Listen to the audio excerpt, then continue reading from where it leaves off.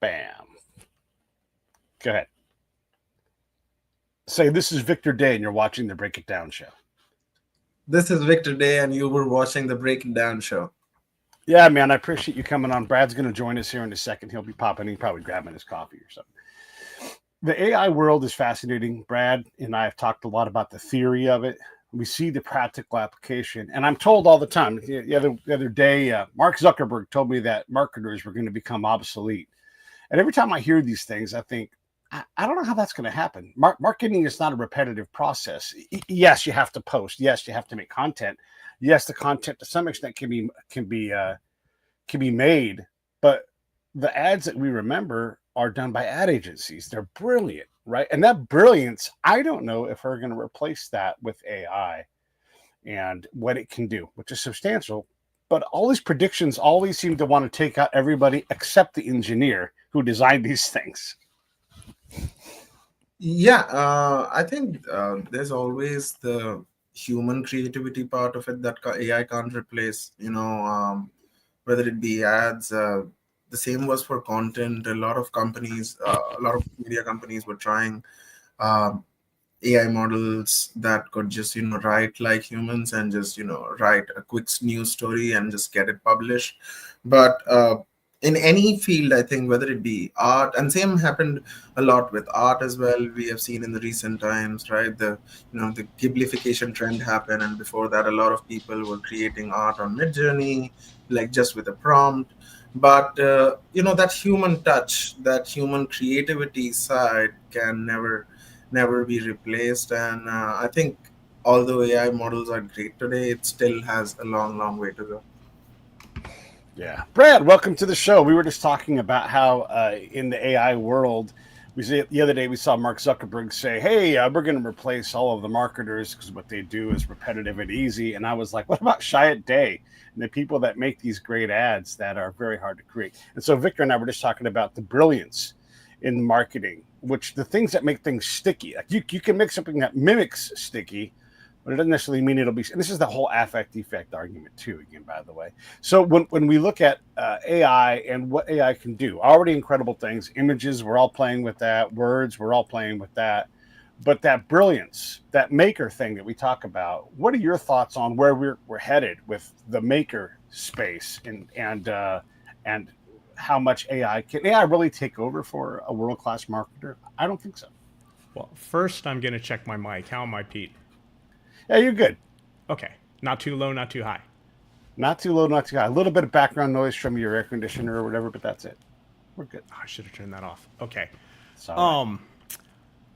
That's a good question. I think when you get to things like Midjourney, or you get to things like Grok making images and whatever else, a lot of the criticism of that is, people with six fingers, or when they smile, they have 33 teeth. No, I'm kidding. Nobody's ever counted the teeth, right?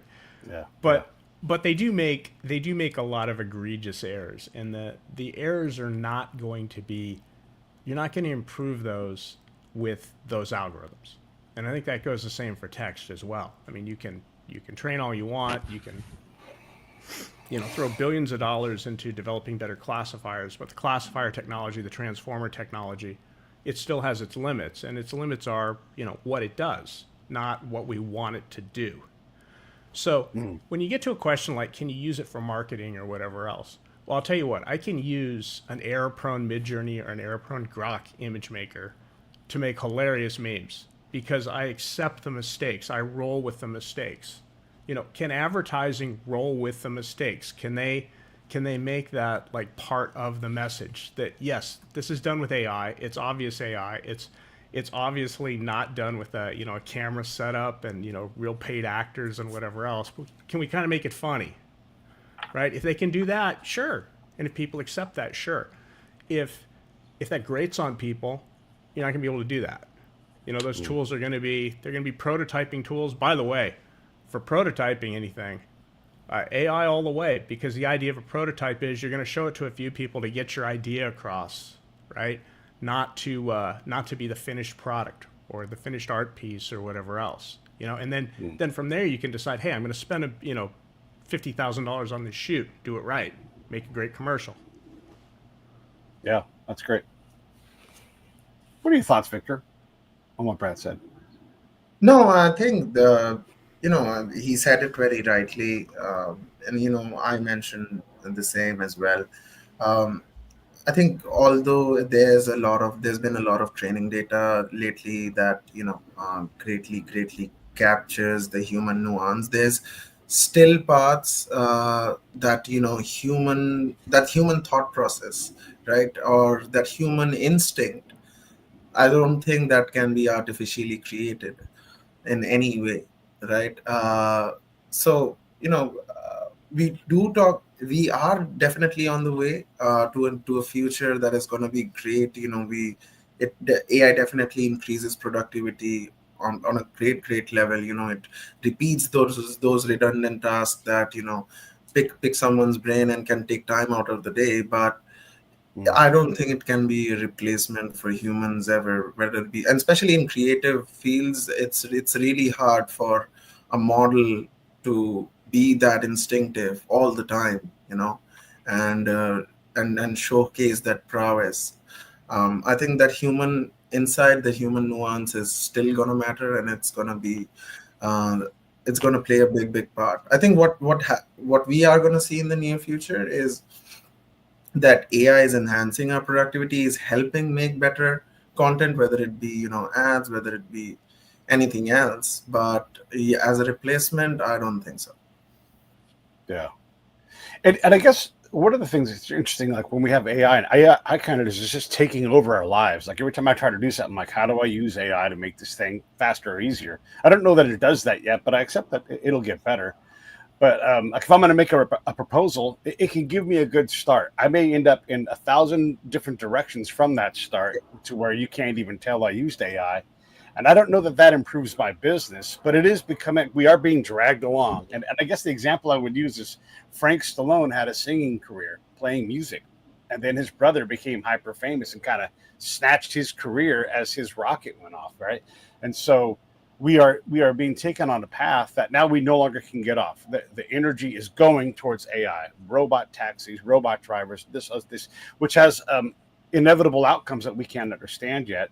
And maybe that's a better life. But if we were to look back 25 years, gosh, the iPod was great. It completely disrupted an industry that hasn't recovered. And I would say song for song has lower quality now than it ever has before. And we're like, don't worry about that, we can mimic that quality with AI. Like, I don't know that that's better, but there are a lot of things that are better. And so I struggle with that, being kind of taken along on this path and being told, hey, this is all going to be better. But when I think about other things in life, granted, misty waves of time in the past, I don't know that it reliably takes us in a better place. Well, Well, go ahead, Victor. no, yeah, I think you know it is definitely an great productivity add-on, and times have changed. People, there's lots of repetitive work. There's lots of work that you always feel that could be handled by someone else. Yeah. But I think a better future um, would definitely be humans working together with AI, and the end product is something, create something amazing, right? Like Mhm. two brains with different insights and different instincts coming together and creating something really fantastic, right? Um, of course, time we saw a revolution in tech years, when AI first came in. It was just, there were more NLP use cases and other things like image transformers. It was not Gen AI. It was called, it started from a transformer era, right? And today we see it evolving and it automatically being able to do things like agentic AI, right? A bunch of agents who each are experts in their own task, and then they can do everything on by themselves. So I think that is a great future, and that also takes away a lot of things. I was listening to one of recent Q&A panels where Sam Altman was there, and he was mentioning the same thing, that he would love to wake up in the next morning wake up in the morning and see like an AI telling him that, hey, this is your to-do list for the day. This is what you missed yesterday, and these are insights from your meeting yesterday. And okay, I saw these bunch of mails that have come after you logged out, and here are some responses, right? But you would never want AI to take action on your behalf, right? So that's a great way to go with AI, right? It always recommends, it tells you, it makes you think in ways that you've never thought as a human, or you missed it completely. Uh, and of course, it's now and been integrated everywhere. It's in our phones. Everyone's marketing it on another level. Everything is AI. Whether it be that Alexa, your home assistant, or your TV, whether it be your phone, and everyone is just on the hype and just working on it. But yeah, I think the better way is that human AI collaboration, and what excites me is to see like what that would bring, rather than replacing people completely or saying people, hey, we don't need you anymore. Of course, you always want something exciting coming out. You also don't want that repetitive computer voice or computer language be generated every time. So there's definitely a huge scope for human insights. And I recently was talking to a CEO in one of my recent stories, and he said that the even their goals, and other people who are doing you're creating such models, their goal is not to replace people completely, but making sure that they are not the bottleneck anymore, right? That talent or that skill is not the bottleneck anymore, and AI aids their uh, their day-to-day productivity and their day-to-day skill set, and things go on another level. Love it. Brad? So I think the assumption is that AI makes us more efficient, and I think when you look at people who are studying AI implementations, which by the way have not been successful. I mean, we're still talking about 9 in 10 AI implementations anywhere end up in failure. Because people don't know what to do with it. I looked at I saw a paper drop last night from a trusted guy in the medical community on LinkedIn, and they talked about this system they implemented in Nairobi, and it used an advanced OpenAI model to try to tell a doctor or an attendant on maybe their doctor, maybe their nurse, maybe they're whoever, but give them like a green, yellow, and red indicator of does this patient need intervention, and 125-page paper. Needless to say, I didn't read it, but the conclusions of it were that this is Nairobi also. Okay, so I'm gonna make a very Euro-American centric observation that we're probably not talking about the best doctors in the world or the best health system in the world. Okay, I'm just gonna make that, and we'll just go with it. They got a 14% increase in classifying those correctly. But to me, the more important thing is health outcomes unchanged. This is over many months that they used the system. The other one is that the doctors complained that it took them more time.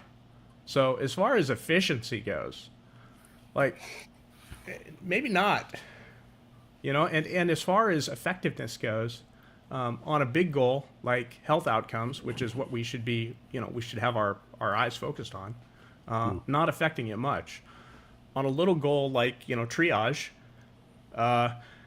maybe it's a little bit better, and maybe it. And then when you think, hey, somebody's actually studying this, is somebody going to write a 125-page study on every implementation that we try with AI?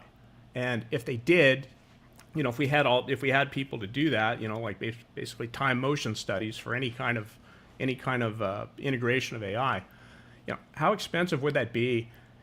And would they actually find any good trends to tell us, hey, this is where it works, this is where it doesn't?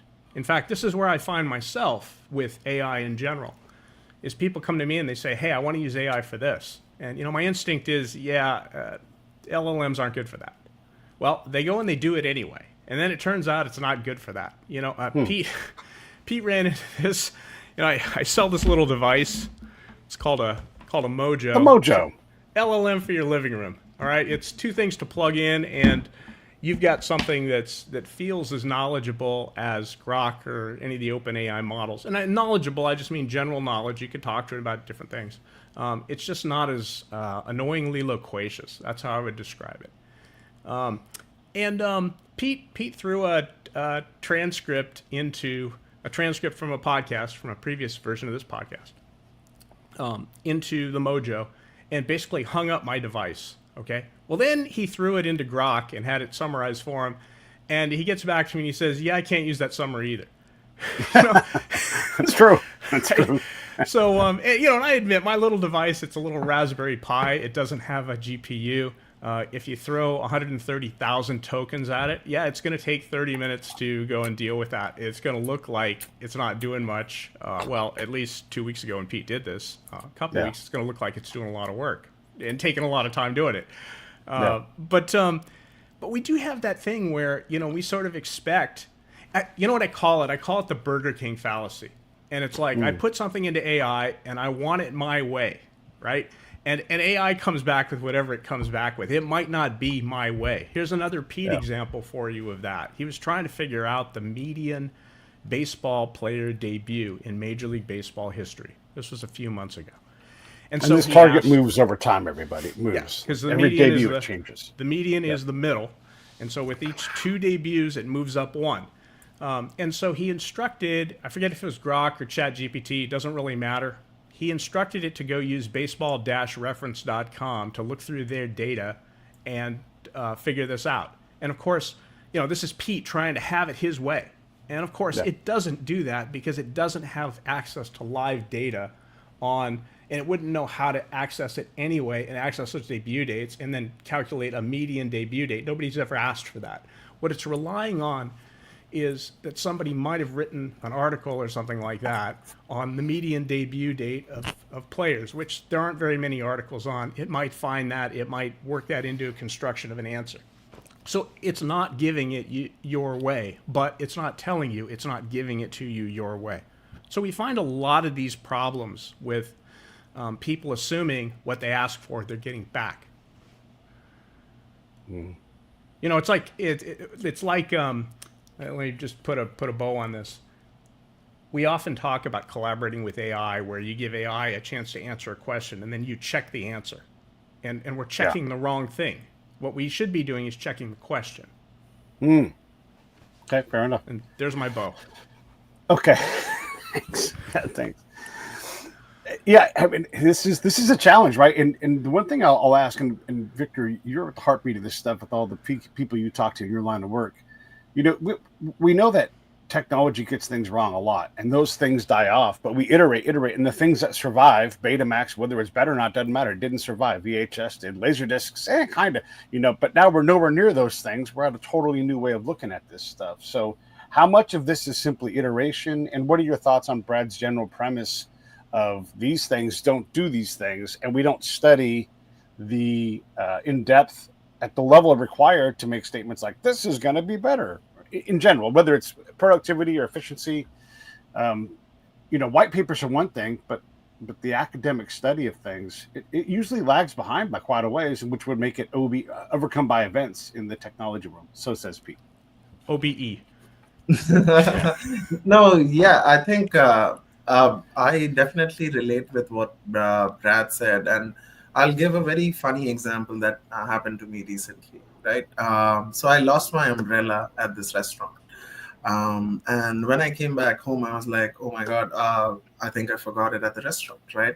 And I felt a little sad about it. So what I thought that, okay, let's ask ChatGPT and see what he says. So I wrote to ChatGPT and I said that, hey, I lost my umbrella. I'm really sad about it.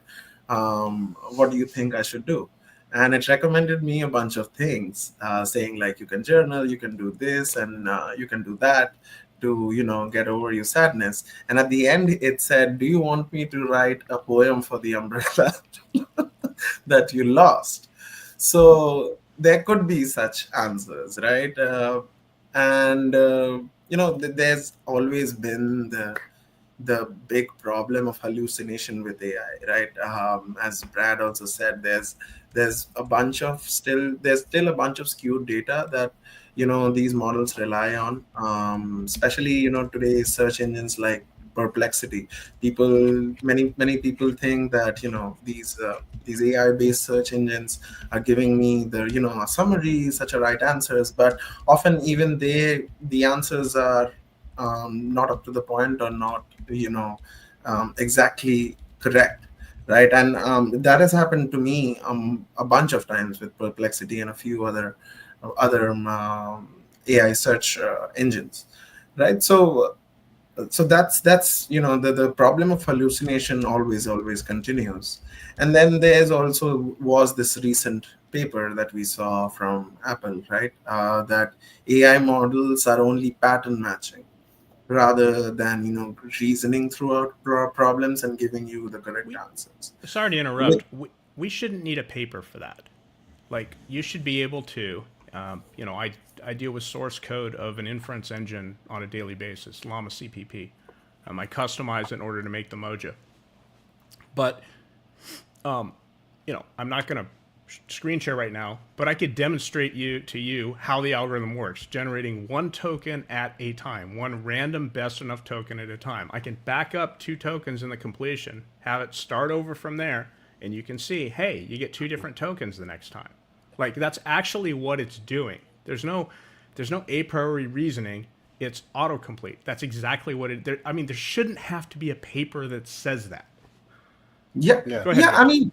I mean, I'm not saying that there should be a paper or that this requires research. As I mentioned, that my personal experiences as well, right?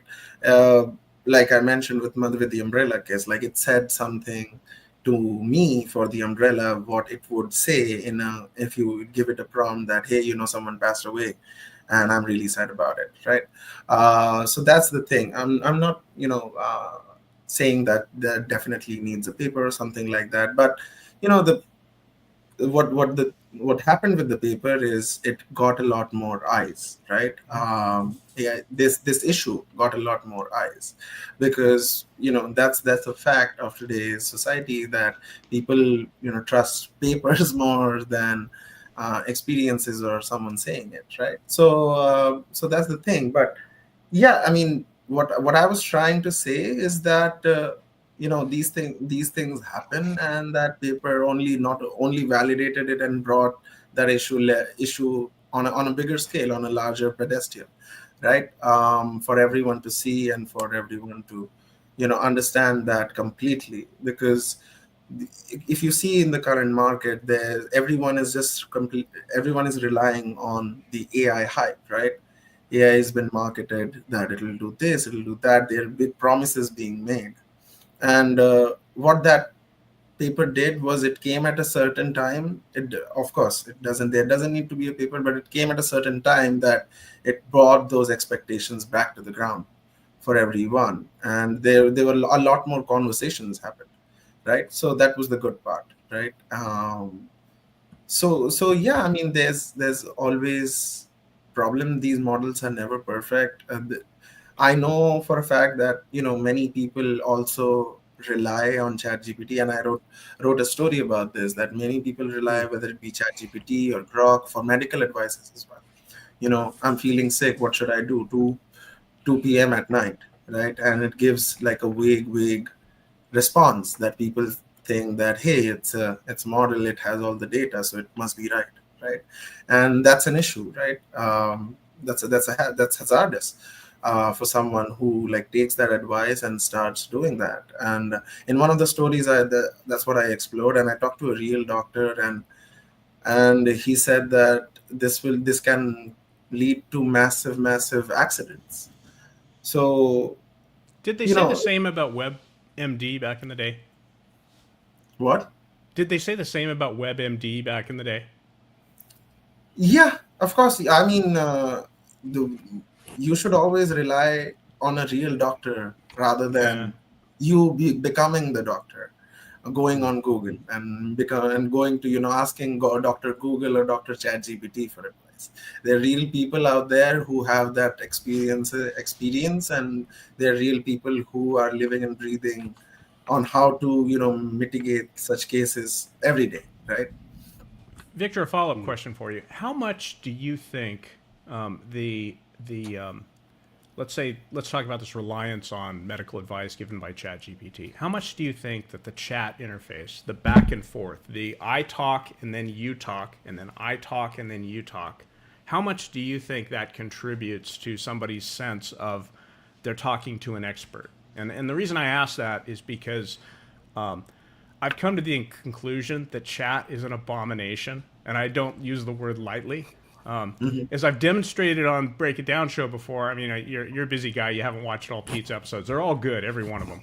But I have demonstrated a couple times on his show how chat is an illusion. And it's basically this computer trying to complete a conversation with stop words or stop tokens. And I've been able to demonstrate that to him with the mojo and the thing that preceded it. If people used, say, they could just type some things into the context window and the thing completes it, and they're not really having a conversation with another entity. They're kind of completing their own thoughts. Mm. Do you think that would like step down the maybe it's not the credibility, but the trust that they give, the misplaced trust that they give answers from these chatbots?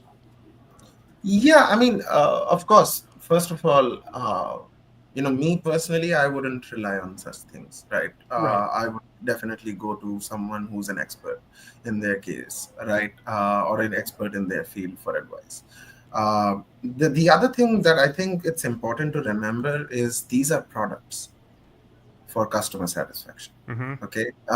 If these and they do not AI still do not have that nuance emotion, right? They don't have those feelings to completely grasp what the person who's chatting with me is going through, Mm-hmm. right? That can only definitely only come with someone going to a real person in person, and then talking to him, and he sees him and tries to understand what he's going through, right?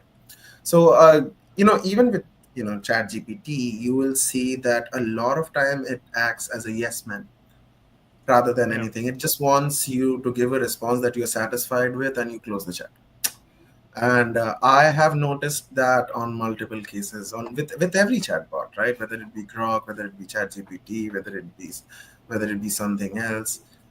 Even if you tell that something severe happened with me, or and I did an interesting story about that as well. That ChatGPT, this one company based out of Norway, they somehow got ChatGPT to tell them ways to smuggle arms Yeah. and Jailbreaking. smuggle all the dangerous thing, and or how to illegally buy crypto, how to illegally convert Yeah. it, right? So it's on that level, and a lot of the data that is behind these AI chatbots, it's web scrap data. It's not refined. There's no one sitting and refining the data behind it. The model just keeps capturing and self-refining itself, right?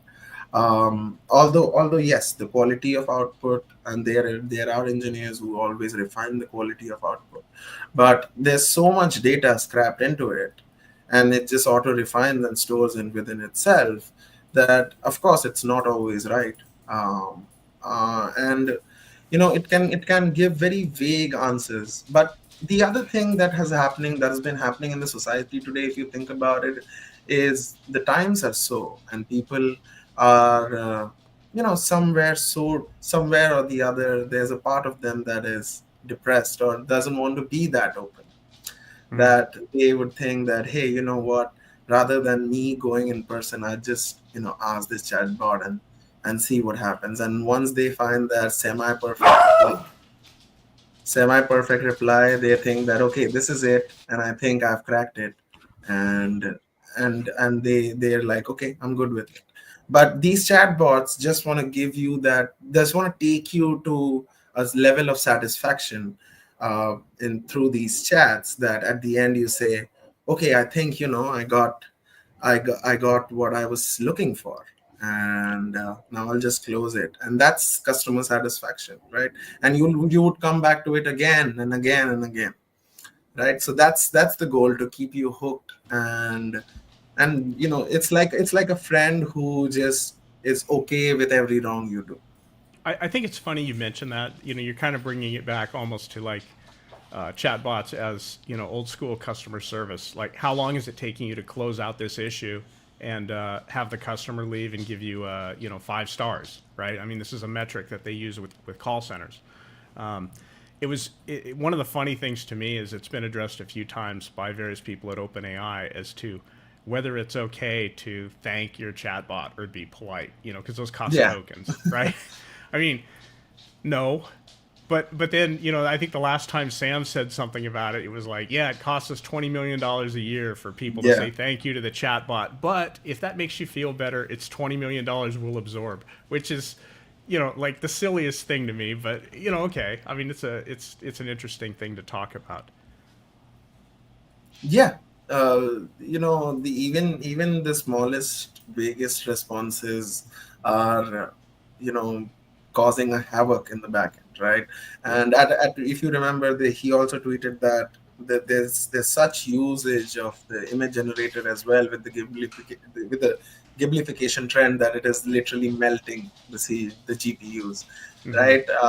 So that happens. But yeah, uh, and as I said, that at the end of the day, they just want the user to be satisfied one way or the other. And the thing that we were talking about is that pattern matching, that guessing game, that okay, throughout the chat, let me see at which point does he get satisfied. He'll just keep giving you answers. And I've tried this multiple times, just discussing things with chat gpt, hey, this happened, what should I do next? And it will always be your best friend. It's like, okay, you committed a murder, don't worry about it, I'll tell you. Or, hey, it's not bad, you just got into your feelings and committed that murder, Yeah. and Now it's ask okay. it. Ask it where to bury the body. It's not going to let you do it. Yes, But yes, I will tell you yes, this: sure. the Mojo will tell you where to bury a body. So that's an important thing to me. Your private LLM will not let you down in that respect. I need to do a video on that. One of the things you sort of brought up, I'll get tangential to it a little bit here, is how effective training is. I think in our minds about AI, the general public thinks, hey, if I train on this, it'll know about this. And Yeah, in reality, with a large language model, let's say I have 4 petabytes of data, that's my training set, my base training set. And one of them includes, my favorite example right now is Sarah Silverman's book, because she's the headliner of all the early lawsuits against OpenAI and other companies. She was the recruited headliner, and one of the contentions in her there are 2 contentions in her lawsuit. One is complete BS, that any of these LLMs can produce a copy of her book, and this is not where you need to study. This is where you need to go to the basics of computer science and learn about information theory. You cannot stuff 4 petabytes of data in a 2 terabyte bag, or it's. Pete, there's an army equivalent to that. I know it's probably a little more colorful, but it's kind of the same thing. But we have this in computer science. We figured this out 80 years ago. And yet that is one of the major contentions of the lawsuits that's going through, is that these things can make copies. They can't. The second thing that they contend is that it can write in her style. That's actually contended in the lawsuit. And, you could tell it, hey, write in the style of Sarah Silverman, and it'll tell bad jokes about vaginas that weren't funny to begin with, okay? And then somebody says, hey, that's in Sarah Silverman's style. No, it's not. This is the Burger King fallacy, where you told the chatbot to do something, and it gave you an answer, and you assume it did that. Well, if you kind of look at write in the style of Tom Clancy, I can do that all day. It's nothing like reading a Tom Clancy novel. Yes, it has, sure, Jack Ryan makes an appearance and somebody gets their throat slit, and then dumped in a harbor or something like that, right? Mm-hmm. But that's not writing in the style of Tom Clancy. There's whole, setup that goes, 200 pages between, where something you might have missed on one page is now super important to a detail on another page. I mean, that's the style of Tom Clancy. So we get caught up a lot in that, but here's the point: is I train on 4 petabytes of data that includes Sarah Silverman's book. I do it. This you have to do hypothetically because this is $100 million to do this. Okay, I train on 4 petabytes of data minus Sarah Silverman's book. I have basically the same weights, like almost indistinguishable. And you know what? By the time I distill it down and I quantize and everything else, I've probably got the same files. Like byte for byte, I've got the same files. One file in your training set does not move the weights. It can't move the weights. In the case of somebody like Harry Potter author, Pete, help me out. That old lady? Yeah. J.K. Rowling. Yes. Yeah, exactly. Right.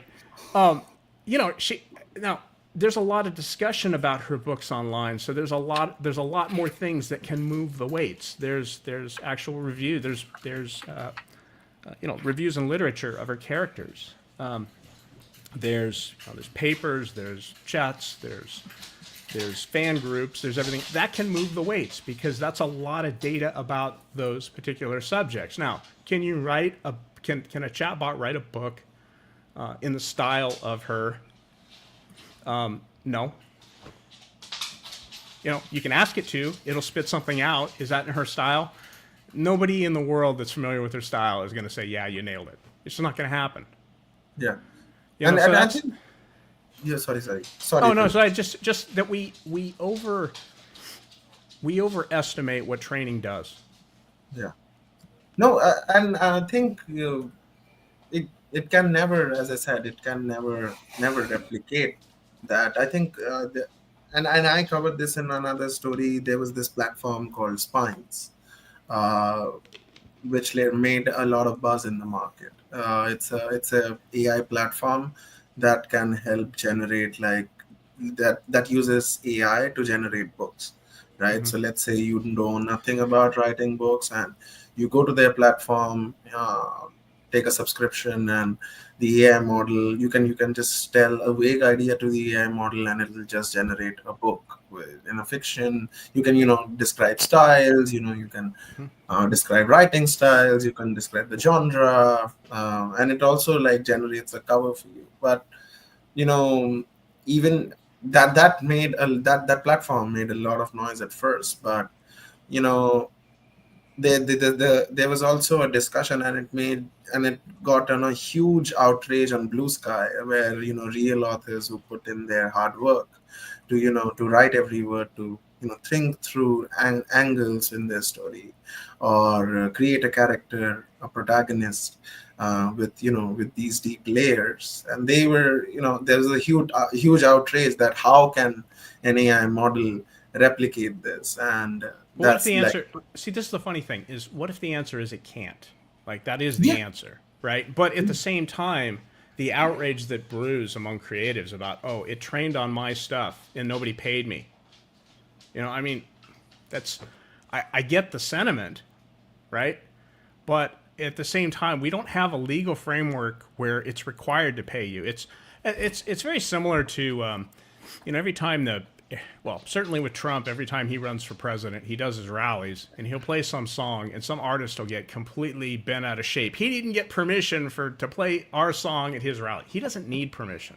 There's ASCAP and BMI. They are these entities that have been created at the behest of the Copyright Office to handle automatic music licenses. Same reason Rush Limbaugh could play that Ohio song to open his show. Now, he doesn't get to play it for free. He has to pay a royalty. It's set by, basically by a regulation, not by statute. But he is entitled to do that, and we've made that trade-off in law to make sure that people who produce this content or certain types of this content can get paid for their work, in a vast sea of consumers that wouldn't otherwise pay for their work. But it's kind of the same thing. It's like, hey, if I read your book and I take some statistics on the word, which is all they're doing, it doesn't make a copy of your book. It doesn't even make derivative works of your book. We're fooling ourselves and saying, hey, if I write in the style of this person or, make this complex layered character, it's not doing that, Yeah. No, definitely. It just can't. It can't. And if you see and I guess you must have tried it yourself and seen the results firsthand as well. It's not even close, right? No. I have tried it multiple times, um, and in one of my previous companies when um, Gen AI was really really hot in the market, we were trying out things to see that, hey, can it replicate that same level of those wording or of our wordings and our work, and it just can't. Right. It's a very very vague draft that always got generated, right? No But matter how much you tell it or no matter what you tell it. let me give you a total counterpoint to this though. Okay, one of the problems we have in the U.S. third graders today, a third of them can't read. Okay, we Yeah. have public schools, we have computers in the public schools, we have more training for teachers than ever before. We this happened under an unconstructed Department of Education, which is being unconstructed now, and everybody's going to blame it on that. But no, this has happened for 20 years. Reading scores have gone down, and we have a third of third graders who cannot read. That's like scary. They will not learn to read in fourth, fifth, and sixth grade. They're going to be functionally illiterate as adults because they didn't learn to read early. One of the big problems with literacy is, or a problem that you can solve, is you can have relevant things for kids to read. By relevant things, I worked with a company in the aughts that I wrote this software that let kids create picture books, and it was really really big on Indian reservations, Native American reservations. Why? Because they could write, and their teachers could write culturally relevant things about the reservation, where they're hearing about white and black kids in in Oakland or L.A. or Orange County or whatever else. Everything's centered around them. Well, no, we can have books that are at like a kid's reading level that are about them. And in fact, when I opened this up and we made an online service about it and stuff, I found that there was like 5% where these 5% of these books that were shared. You'd think there's like a 70-year-old person who's lived an awesome life trapped in a kid's body. Like they wrote something so insightful and so neat. So the quality of this stuff wasn't bad. It wasn't rubbish. There were some real gems in there. So fast forward 25 years. And this bugs the hell out of Pete because this has been like my use case for small LLMs for a year and a half. I like writing kid stories with them. And I like writing kid stories. What I do is I tell it, here are the characters. Mona, she's not back there. She's the white boxer. You can't see her. And then there's Johnny. He's a Jack Russell Terrier Corgi mix. And Eeyore from Winnie the Pooh. And the reason Eeyore is because he's finally out of copyright lockdown after the Sonny Bono skied into a tree and extended the copyright on Winnie the Pooh 20 years. Well, he's finally out of that, so I can use them. I can make derivative works with Eeyore in them. Right, and I have it write stories about them in just whatever context. There was a leak in the bathroom and it flooded the kitchen, right? And they'll, it writes great stories. I will print these out. I'll illustrate them, if you will, with a picture, an absurd picture that Grok makes me of the situation, right? And then I'll print these out and give them to my friends who have kids, and I'll read them with them. And what they could do is every night, they could have something relevant and interesting to their kid to read with their kid, have the kid read to them. I was very fortunate. I had parents who bought me a lot of books. We had bookshelves of children's books. So I'm in third grade and I've read them all. I'm done. All right, what's next? And I was someone who wanted to do this, and I didn't demand that every book be relevant to me. I was reading because I love to read. But you've got a lot of kids who don't love to read. They don't have any interest in it. And they don't have any material at home to read, right? Here we can solve this problem. So, you're talking about, hey, maybe it's not so good at writing novels, but you know what? It could solve this problem of your kid having something to read really, really easily. We just show the parents how to do it, wrap it up in an app or whatever else. Suddenly, your kids are going to read. It can also do it in Hindi. I think that's cool too. I can tell it to write the story in Hindi. It takes a little bit longer because the tokens are a little bit longer. By the way, I'm doing this with Google Gemma 4B. So it's a tiny model, right? It's amazing. You do it in French. I think there's like 40 languages that model supports, which is amazing to me because it's, it fits on a little box. But there's a lot of those things that we can do. Hmm. It's finding apps that make sense in context. And I think a lot of what we're trying right now, and we're still doing, is we're trying like we're trying to hit the home run, hit the grand slam, and maybe, dial it back and try to do smaller things that make, little improvements. Anyway, that's my rant for that 20 I minutes. appreciate it. I wanted to maybe see if I can steer this in a slightly different direction because we've looked hard at the theory and the practice and what isn't there, but but what is there? Some of this stuff is working. We all know people who are using this. We see videos all the time that are very entertaining and hilarious at times. So there is some kind of value that's coming out of this.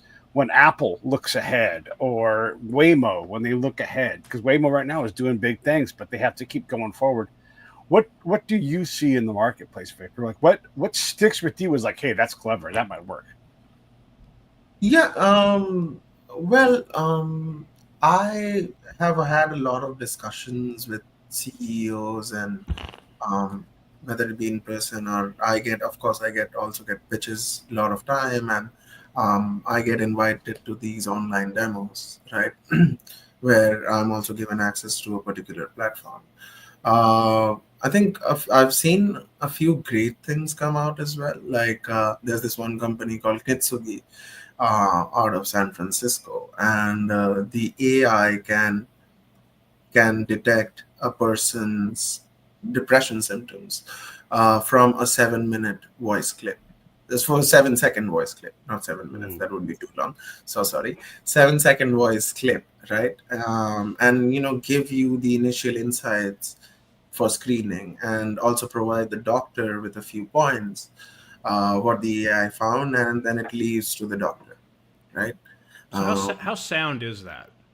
I mean, how intellectually sound is that? I mean, there's no human being who can do that. Sorry.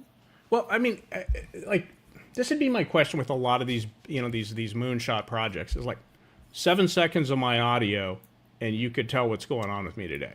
Like, I can tell you right now, there is no way you can tell from 50 minutes of my audio today what's going on with me today, right? Yeah, yeah, I that's what mean, I'm saying, just right? This provides a basic insight through they have this voice biomarker technology, and it just gives you just maybe one in let's say out of 20 cases, 5 cases are bang on, right? And it leaves it to the doctor. It's not like suggesting something like really hardcore, right? And it just sends the doctor an initial screening insight that, hey, this is what we found from these multiple audio clips, and I think that person might go through this. So a doctor, on the other hand, who's dealing with, let's say, hundreds of patients a day, is like a bit prepared for what kind of patient he might be coming in, and what kind of case he might be handling, right? So I think that, just like that gives you a tiny little bit of that productivity gain, right? Not a massive productivity gain, but tiny bits, right? what if I just made something up? I mean, what if I said, here, this box can, somebody comes in, put their name in, and we'll just tell a story about their mental state. What's distinguishable about that from the output of the technology that you saw?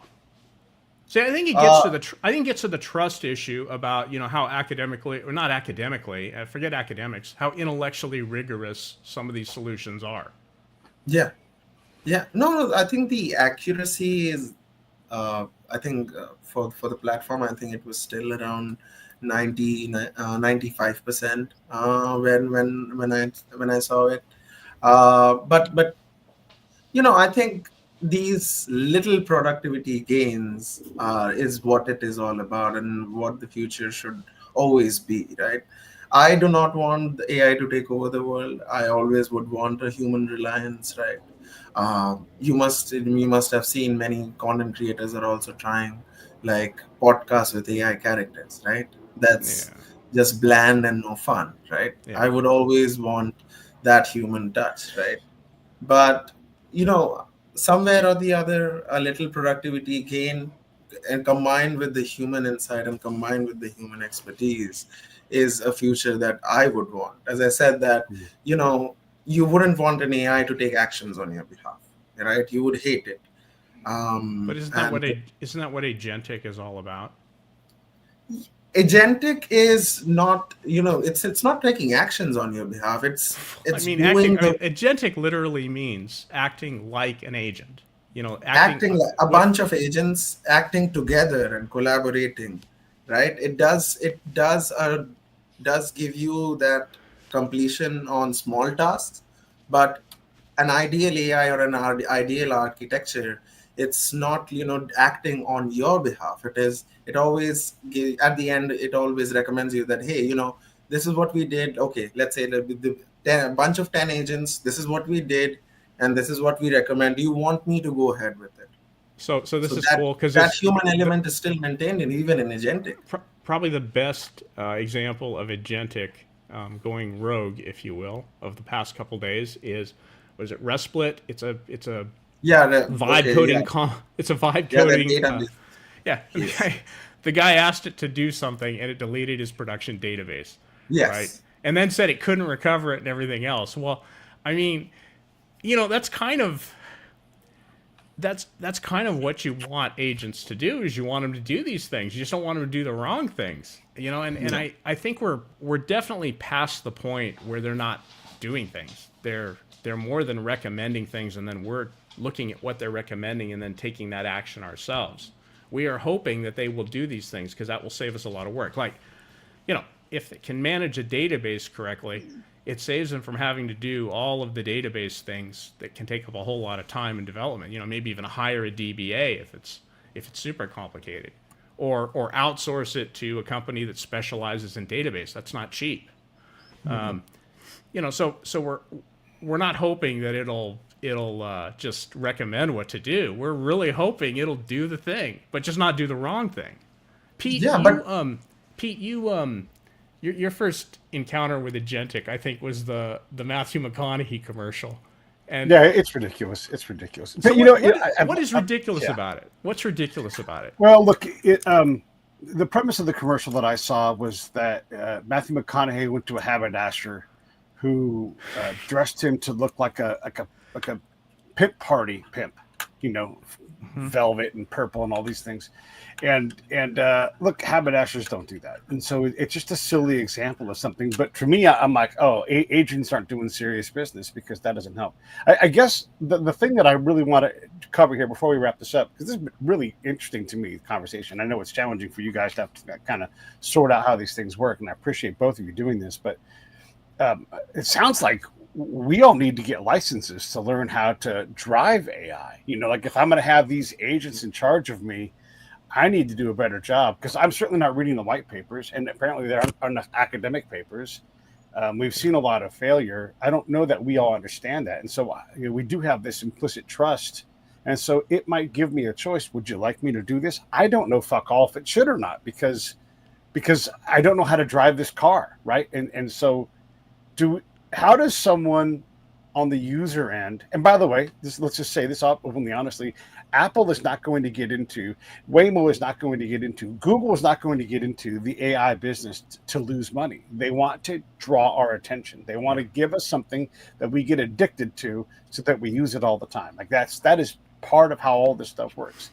So how do we end users learn, and I'll ask Victor this first, how do we learn how to manage our expectations and drive these things so that when it gives us a choice, I have the ability to say no? Because right now I'm afraid that I don't.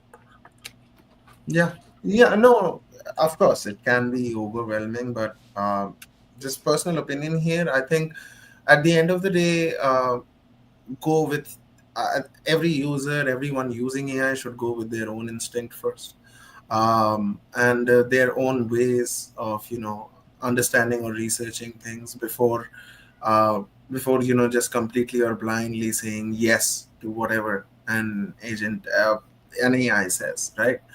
um, and the other thing is also, you know, it's important to remember that, as I said and mentioned before, that these are products at the end of the day, and they just want you satisfied somewhere or the other. right? So it is not to take what they say like completely and really blindly, without doing your own research, without doing or without thinking about it in the first place, um, and completely blindly going ahead with whatever an AI says.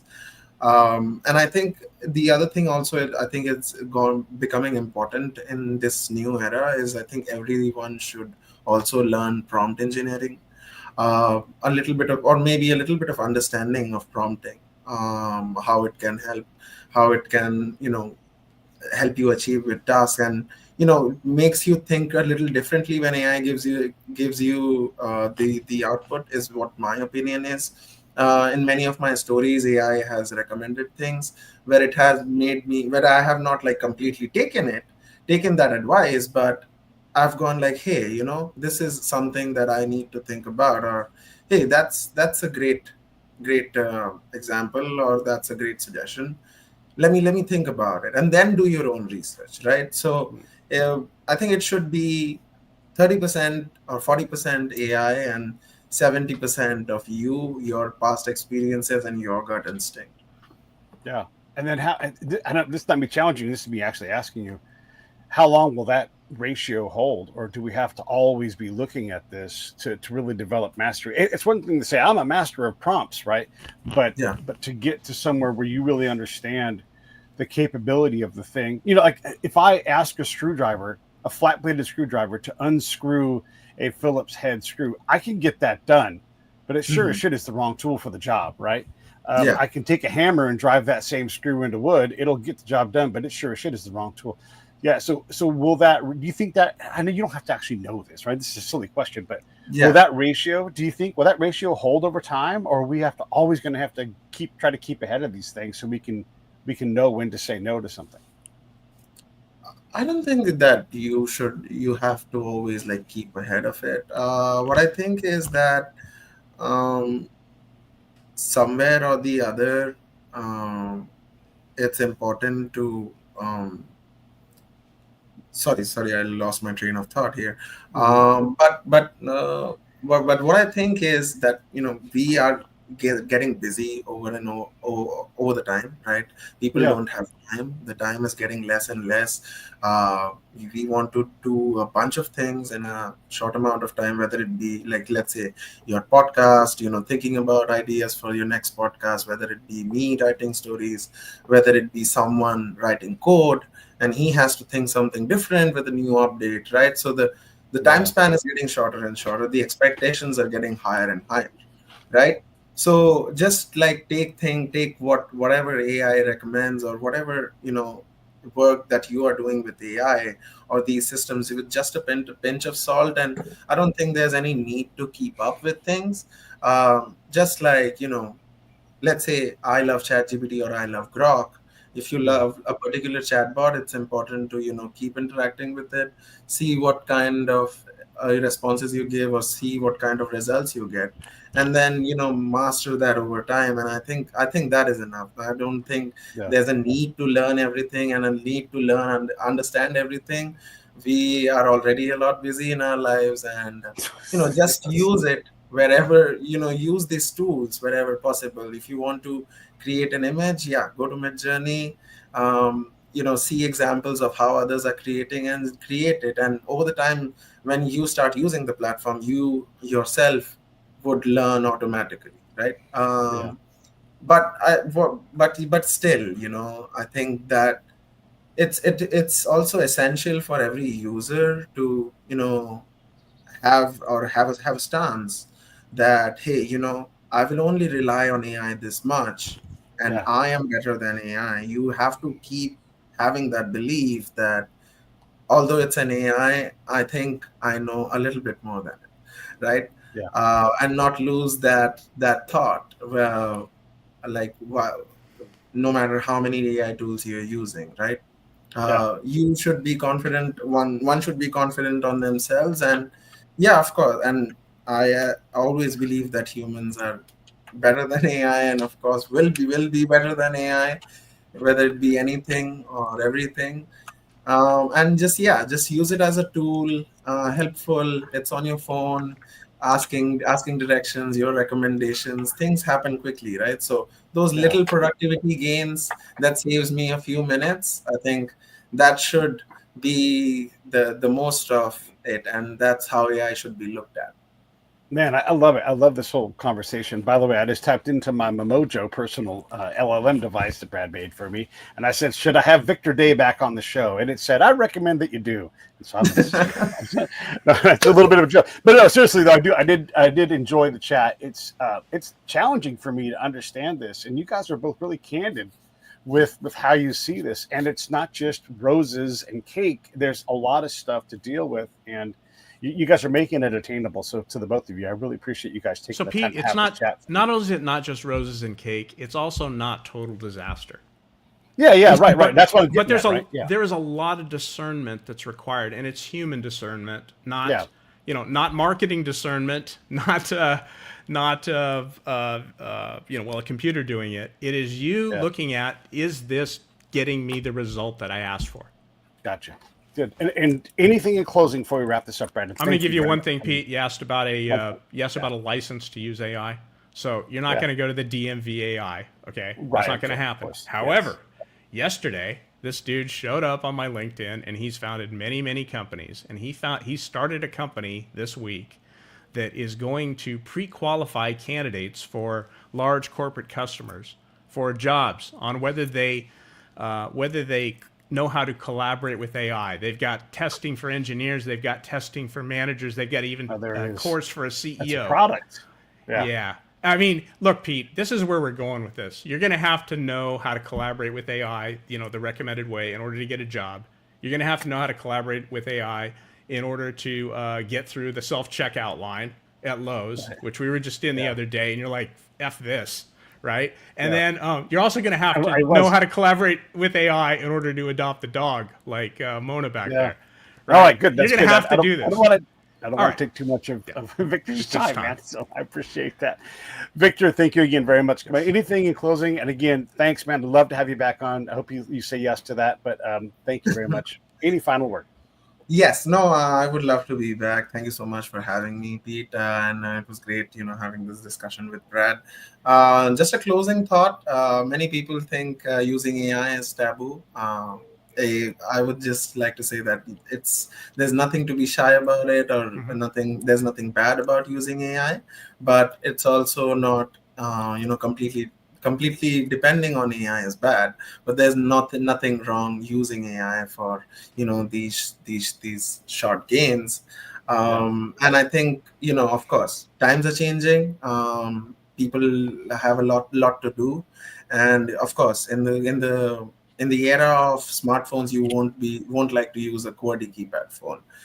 So that's all that I would like to say. Many people think that, oh, he used AI. Yeah, so what's wrong with it? You can use AI too. Of But course. yeah, completely taking AI's output, or completely, uh, they're saying that okay, this is best, and not having your creativity in any way is bad. But yeah, I think All right. I'm looking forward to a future where everyone uses AI, and there's more discussion around AI models, and AI models get better and better and help us achieve great things I love with it. human intention.